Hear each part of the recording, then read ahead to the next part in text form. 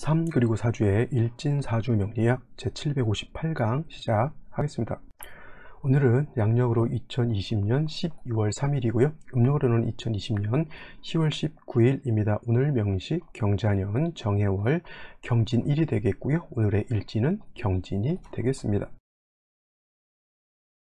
자, 오늘 명식은 일간은 경금이 되겠고요. 그 경금 일간이 태어난 월령은 해월이 되겠습니다. 오늘 명식 경금 해월생 살펴보도록 하죠. 자, 일간은 경금이라고 하는 것이고, 경금이라고 하는 것은 10개 천간 중에서 7번째 나오는 글자에 해당이 되고, 경금이라고 하는 것은 음양으로 구분했을 때 양이 되는 것이고, 그 다음에 목화토금수라고 하는 오행으로 놓고 봤을 때는 금이 된다. 쉽게 말하면 우리 경금 같은 경우 무쇠의 비유를 많이 하는데 조금 고상하게 표현하면 완철금이다 라고 이렇게 표현을 합니다. 완철금이라고 하는 건 거칠고 좀 약간 강한 그런 무쇠 같은 경우인데, 잘 단련이 된 그런 금이라기보다는 땅에서 금방 캐낸 원철 같은 그런 개념이다 라고 보시면 되겠습니다. 그래서 무쇠와 같다라고 보시면 되겠고, 의를 주관한다라고 하는 것은 여러분들 뭐 익히 다 아실 겁니다. 그래서 경금 일간들 마치 삼국지에 나오는 관우 같은 그런 강인한 어떤 무사와 같은 그런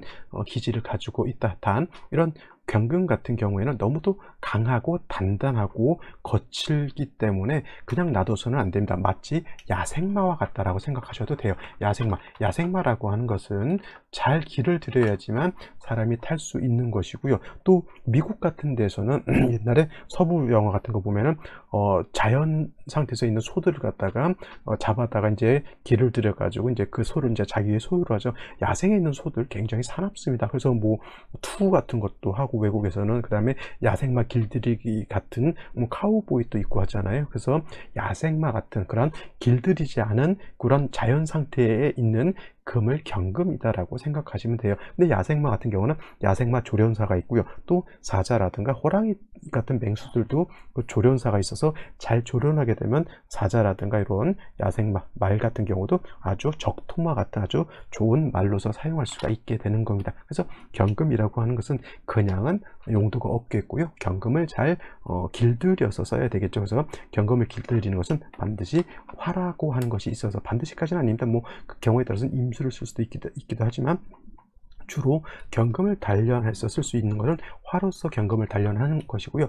양화인 병화라기보다는 음화인 정화로서 경금을 단련한다, 이렇게 단련한다, 재련한다라고 하는 겁니다. 쉬운 말로 뭐 저기 제철소 같은 데나 아니면 작게는 대장간 같은 데서 불을 가지고 거친 쇠를 갖다가 녹이거나 빨갛게 달궈서 호미 같은 것도 만들고요. 여러 가지 생활에 필요한 장신구라든가 기구 같은 걸 만들어 쓸 수 있겠죠. 원철을 갖다가 그거를 적당하게 필요에 맞게 그렇게 재련을 하는 것이고, 그러기 위해서는 반드시 화라고 하는 것이 있어야지만 재련을 할 수가 있다라고 보시면 되겠고, 이 화라고 하는 것은 불꽃 불씨와 같죠. 그래서 정화만 있어서는 안 되고요. 반드시 간목이라고 하는 땔감 연류가 있어 주어서 간목의 정화를 생조해 주어야지만 정화가 힘을 얻어서 경금을 단련할 수 있죠. 경금이 예를 들어서 신월이라든가 6월 같은데 태어나서 경금이 왕하다라고 하는 뜻은 뭐냐면, 경금을 예를 들어 1톤, 2톤, 뭐 10톤 이렇게 무쇠가 엄청 많은데 화가 약하다라고 하는 것은 뭐예요? 뗄나무 라이터 불이라든가 뭐 모닥불 조그만 불밖에 없다라고 생각한다라고 하면, 엄청난 양의 많은 무쇠를 라이터로 내지는 작은 모닥불로 그걸 달굴 수가 없는 것 같죠. 그러기 위해서는 화가 더 살아나야 되기 때문에, 그런 경우에는 작은 불을 갖다가 더 세게 풀무질도 좀 하고 해가지고 불을 온도를 막 600도 700도 높게는 1000도 이상 끌어올려 주어야지만 그 단단하고 큰 무쇠를 단련할 수가 있는 겁니다. 그래서 경금이라고 하는 것은 특성상 정화로서 단련하고, 반드시 간목으로서는 정화를 보좌해 주어야지만 경금을 단련할 수 있습니다. 내일 공부하게 되는 신금은 경금하고는 좀 달라서 완성된 그런 보석 같은 거기 때문에 경금과는 달리 화를 쓰지 않고 임수를 쓴다라고 하는 것인데, 이거는 내일 설명드리도록 하고요. 경금 일간이 태어난 월령 해월이 되겠습니다. 해월이라고 하는 것은 겨울이죠. 겨울. 그 다음에 이 겨울도 그냥 입동이라고 해서 초겨울에 해당이 되지만 초겨울이라고 해서 안 춥다라고 하는 것이 아니라 이 초겨울도 매우 춥다, 엄동설한이다라고 이렇게 보시면 되겠습니다. 그래서 해월은 어떤 일간이든 간에 매우 춥기 때문에 조후라고 하는 것이 매우 필요하죠. 당연히 경금이 해월에 태어났을 때도 당연히 화가 있어 주어야지만, 병화든 정화든 있어 주어야지만 이 병화로서 차가운 기운을 갖다가 따뜻하게 해줄 수 있습니다. 겨울에 일을 하는데, 겨울에 여러 가지 일을 하는데, 요즘 같은 경우에는 저 강원도 같은 경우 저희 외갓집도 지금 이제 김장을 담급니다. 김장. 근데 철원 같은 경우, 저 강원도 같은 경우 굉장히 춥죠. 추위가 빨리 떨어지기 때문에 밖에서 찬물 가지고 손 만지면서 일을 할 때 그냥 있으면 안 되고 옆에다 뭐라도 이제 온기가 있어야죠. 뭐 모닥불이라든가 아니면 아궁이 같은데 장작이라든가 좀 떼가지고 일을 하다가 추우면 손도 녹이고 몸도 녹이고 해야 되는 것이죠. 김장할 때 김장하는 거하고는 크게 상관없지만 추울 때는 그렇게 일을 하는 여건 자체를 좀 좋게 만들어 줄 필요가 있죠. 추울 때는 좀 더 따뜻하게 만들어줘야 되는 거고, 더울 때는 시원하게 만들어줘야 일의 능률이 오르는 거죠. 그래서 해월의 병화라고 하는 것은 조후의 개념이 이렇게 큰 것이고요. 단 병화 가지고는 경금을 단련하는 용도는 없다라고 볼 수가 있겠습니다. 그래서 해월의 경금은 당연히 병화로서는 조우라는 것이고, 경금을 단련하기 위해서는 별도로 정화라고 하는 것은 별도로 있어줘야 된다라고 하는 겁니다. 그죠? 근데 예를 들어서 병화가 없는 상태에서 정화만 있다라고 하는 것은, 정화로는 해월에 냉기를 갖다가 따뜻하게 해줄 수 있는 공력은 좀 줄어든다, 좀 적다 하더라도 경금은 단련할 수 있죠. 이런 사람은 어떤 사람이냐면 자기 능률은 특출나고요.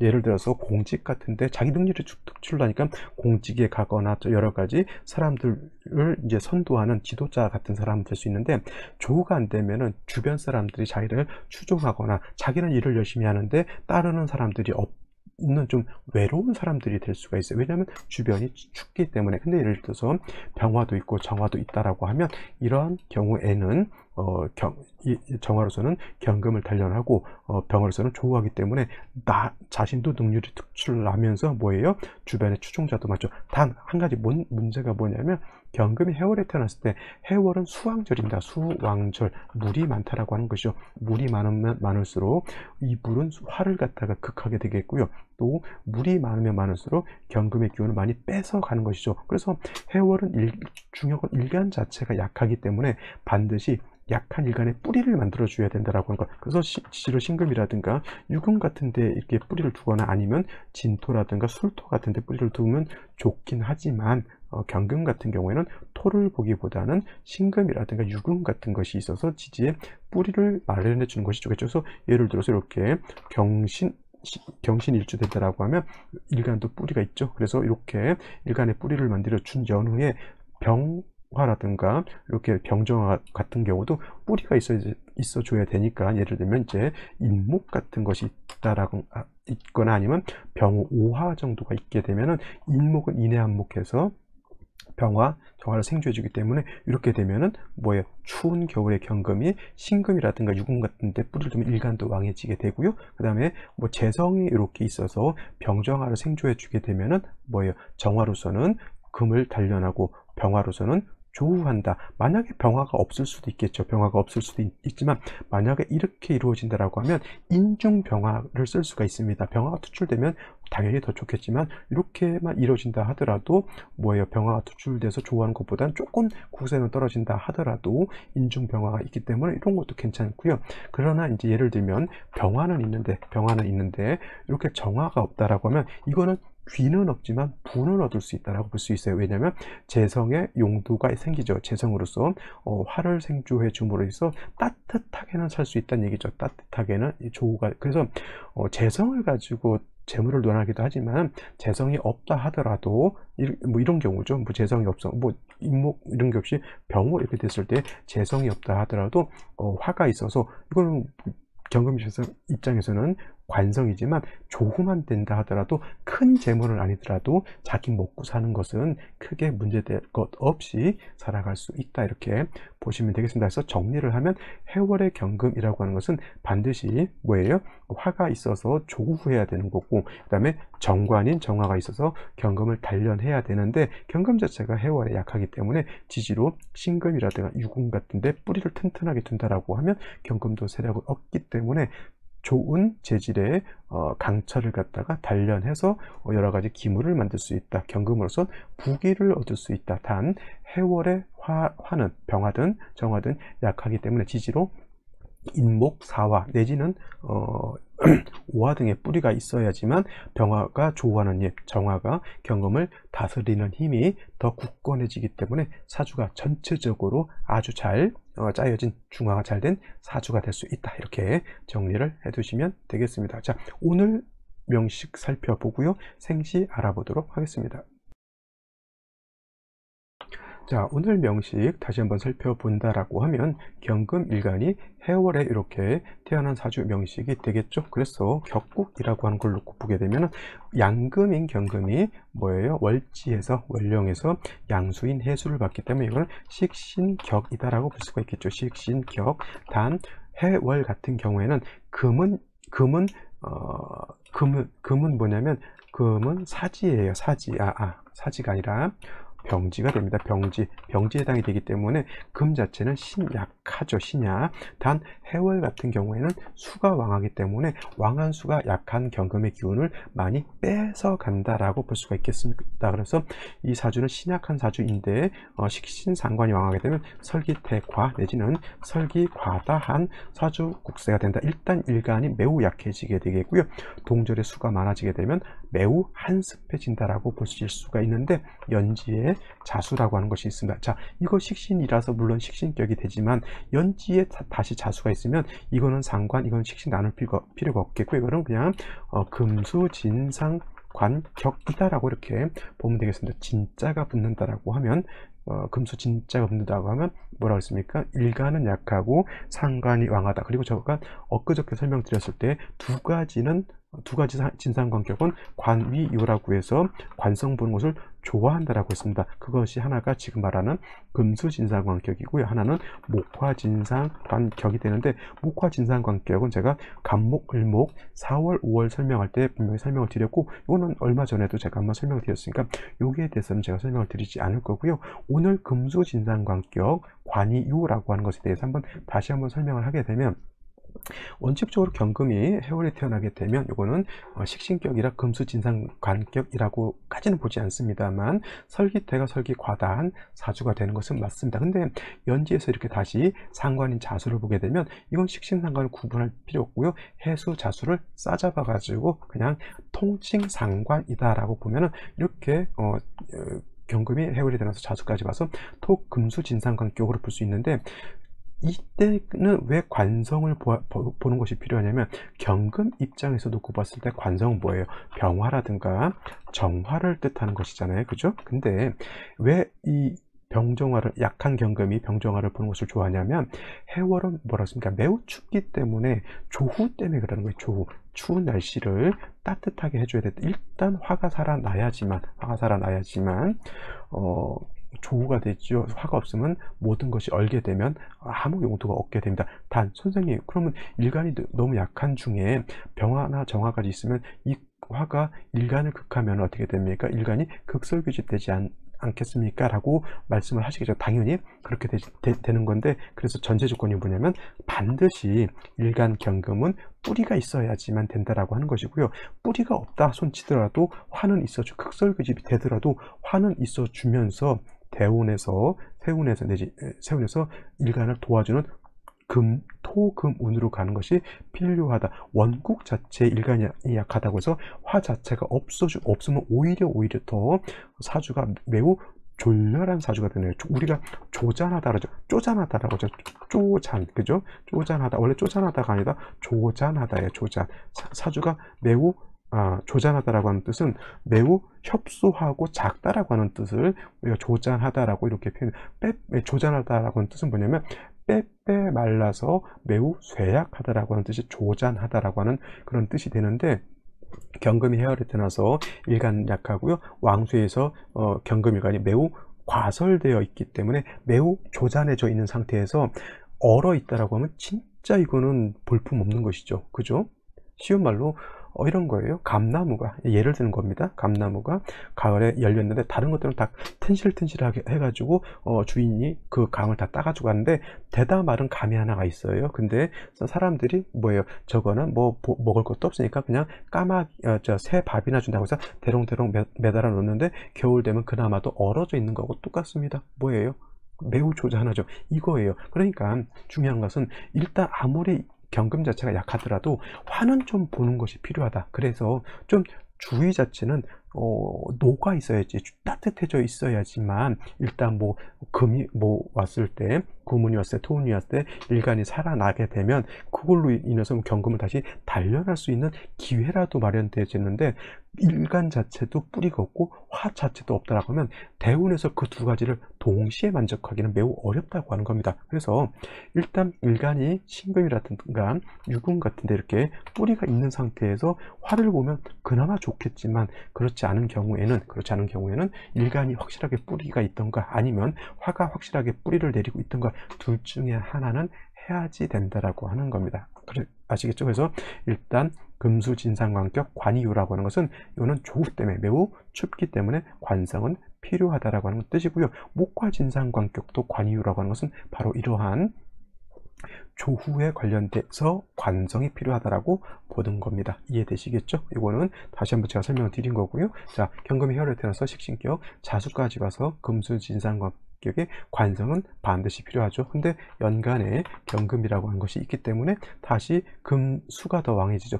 연간의 경금, 일간 경금 다 뿌리가 없다. 끝뿌리를 얻는 것이 더 중요한데 월간에 정화를 얻었습니다. 저 정화라도 얻는 것은 나쁘지 않은 겁니다. 뿌리가 있든 없다. 왜냐하면 대운에서 세운에서 저 정화를 살려주면 더 그냥 되는 거거든요. 그러니까 물론 뿌리가 당연히 있는 것이 필요하지만 없다 하더라도 없는 것보다는, 뿌리가 없다 하더라도 전체적으로 하나도 없는 것보다는 있는 것이 나은 것이고요. 그 다음에 일지를 보면 진이죠. 오늘 경진 일주에 해당이 됩니다. 그래서 지지에서 진을 보게 되면 인성을 봤죠. 물론 이제 경금은 특성상 인성을 보는 것보다는 뭘 보는 게 좋다? 신금이라든가 신금, 지지로 유금 같은 걸 보는 것이 좋은데, 그것이 없다라고 하면 뭐 당연히 진토를 보는 것도 뭐 나쁘진 않습니다만, 겨울에 진토는 습토이기 때문에 얘가 어떻게 되어 있습니까? 얼어 있죠. 언 땅은 금을 생하지 않습니다. 역시나 화가 있어 주어야지만 물도 녹고요, 땅도 녹고, 땅이 녹아야지만, 토가 녹아야지만 금을 생할 수 있다, 생금할 수 있다라고 볼 수가 있겠습니다. 당연히 생시에서 뭘 봐야 될까요? 일단 화를 보든가 화의 뿌리가 될 수 있는 목을 보든가, 그것이 가장 중요한 것이 될 것이다, 이렇게 볼 수가 있겠습니다. 그러면 생시를 한번 살펴보도록 하겠습니다. 자, 생시를 한번 살펴보게 되면 이렇게 한번 볼 거예요. 병자시가 된다라고 하면 일단 원칙적으로 병화로서는 조우를 할 것이고요. 정화로서는 경금을 단련할 것이고, 진토가 있기 때문에 경금을 생해 줄 수도 있겠지만, 중요한 건 뭐냐면 병화, 정화가 지지에 뿌리가 하나도 없습니다. 해중 간목을 가지고 내지는 진중의 을목을 가지고 병정화를 생조해 주기는 매우 어렵고요. 또 조우가 미흡하게 되면은 이 땅은 얼어 있는 땅과 같습니다. 얼은 땅이 경금을 생하기도 만무하죠. 이런 경우는 어떻게 되냐면 목화 운으로 가는 것이, 금운도 나쁘진 않지만 목화운으로 가서 병화든 정화든 이 화가 살아나야지만 물이 녹게 되고 땅이 이렇게 금을 생해 줄 수가 있겠죠. 근데 한 가지 더 아쉬운 점은 뭐냐면, 이 자수가 또 진하고 합을 하게 되면 진토 자체는 습토이기 때문에 물과 함께 또 사라져 버릴 수 있는 그런 위험 부담이 없지 않아 있습니다. 그래서 이런 경우에는 금을 봐서 일간을 생주해 주는 것도 좋은데, 이렇게 좀 너무 편고하게 되면 대운이라든가 세운에서 모든 것을 만족하기가 좀 매우 얻게 되죠. 모든 것을 만족하기 어렵다라고 하는 뜻은 뭐냐면 이 사주가 부귀를 크게 얻기는 조금 부족할 수 있다라고 하는 겁니다. 경금은 아까 말했던 것이 충족돼야 되는 거예요. 일간도 뿌리가 있고 겨울에는 조우도 돼야 되고 정화도 힘이 있어서 경금을 단련해야 되는 이러한 몇 가지 조건들이 충족돼야 되는데 사주 원국 전체에서 충족되기는 어렵습니다. 그런 것들을 대운이라든가 세운 같은 데서 이렇게 충족시켜 주는 거죠. 예를 들면 이런 거예요. 사람 보면은 별거 아닌 것 같고 사람이 뭐 이렇게 대단한 것 같진 않은데 어느 대운 딱 갔더니 갑자기 공직으로 나가는 거예요. 공직. 그러더니 진급을 척척척척 잘하더니 뭔가 뭐 발명을 해가지고 또 발명 특허를 받아가지고 뭐 이런 걸 하더니 갑자기 정권이 바뀌니까 별정직으로 해가지고 그 사람을 갖다가 청와대 행정관으로 데리고 가는 거예요. 사주 원국에서는 안 좋았는데, 사주 원국에서는 그렇게 뭐 특출난 사주는 아닌데 대운에서 이 사람이 자기의 기량을 발현해 주는 거죠. 그리고 세운에서 좋아지게 되면은 뭐예요? 국가에서 공채로, 청와대 행정관도, 그것도 큰 명예죠. 어떻게 보면 그런 사람들이 많이 있습니다, 의외로. 그래서 사주 원국에서 모든 걸 갖추면 당연히 좋겠지만 그렇지 않은 경우에는 대운과 세운까지 같이 살펴보면서 이렇게 하는 거 보는 것도 중요하다라고 볼 수가 있겠고요. 정축시 같은 경우에는, 여유축토 같은 경우에는 진토는 경금이 뿌리를 내릴 수 없으면 통근이 안 되지만 경금이 축토를 보게 되면 통근할 수가 있는데, 역시나 화가 있긴 한데 화가 뿌리가 없다라고 하는 것이 매우 큰 단점이다라고 볼 수가 있겠고요. 뭐 무인시 같은 경우에는 인중병화가 있고 그 다음에 인목이 정화를 이렇게 생주해 주는 그러한 구조는 나쁘지 않습니다만 토가 많아지는 것 자체는 썩 좋은 것은 아니지만 일단 이것도 화운으로 가게 되면은 조훈은 가능하다라고 보실 수가 있는데, 어떤 걸 볼까요?